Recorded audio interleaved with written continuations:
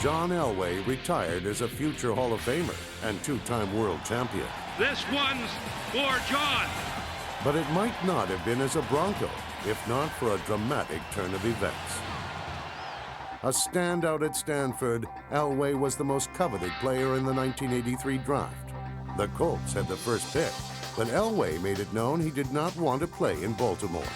I want to give myself the best chance to be the best quarterback that I could, and I looked at that organization and what they were doing, and I didn't think that that was going to give me the best chance to show off my talent. Not show off my talents, but to win a Super Bowl and to win as a football team.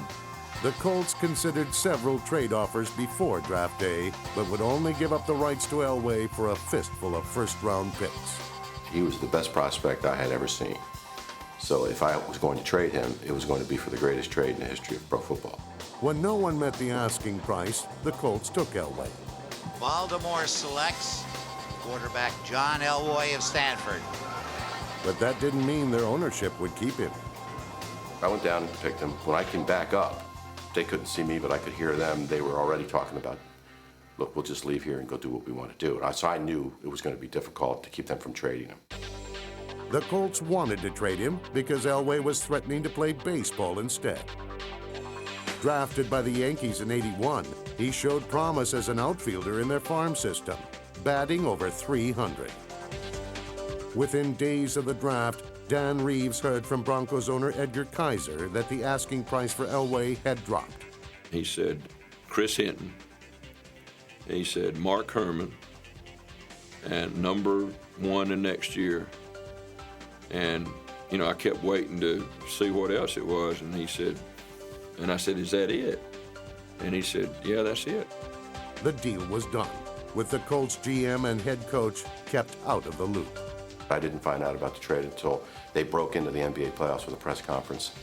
I called Frank Kush, who was the head coach. I said, are you watching the NBA playoffs? He said, no. I said, you better put them on because they just traded your quarterback.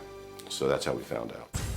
Baltimore acquired linemen Chris Hinton and Ron Solt, and quarterback Mark Herman, none of whom came close to matching the franchise player the Colts might have had in Elway.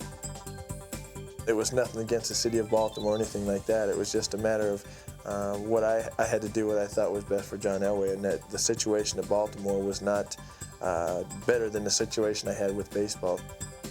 The situation with Denver wouldn't have happened if not for the leverage Elway had in baseball.